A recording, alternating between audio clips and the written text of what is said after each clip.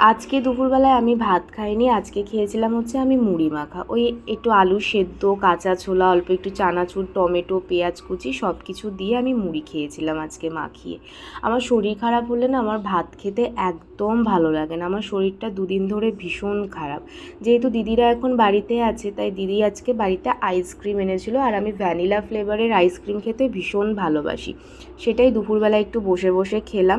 আমি দুপুরবেলা একটু ঘুমিয়েছিলাম, ঘুম থেকে উঠে জানলা খুললাম যখন, তখন দেখলাম বাইরে বেশ ভালো হাওয়া দিচ্ছিল। যেহেতু আগের দিন রাত্রে ঝড় বৃষ্টি হয়েছিল, ওয়েদারটা বেশ ঠান্ডা হয়ে আছে।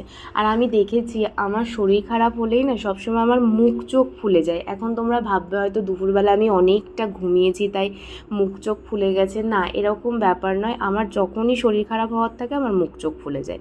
আর সন্ধ্যাবেলায় সবাই মিলে একটু চা কফির আড্ডা বসিয়েছিলাম। আর আজকে হচ্ছে দুপুরবেলাতে আমি একটু মালপোয়া করে রেখেছিলাম, যেহেতু দিদিরা বাড়িতে আছে তার জন্যই করেছিলাম। আর আমি রাতের ডিনারে আজকে মালপোয়াই খেয়েছিলাম।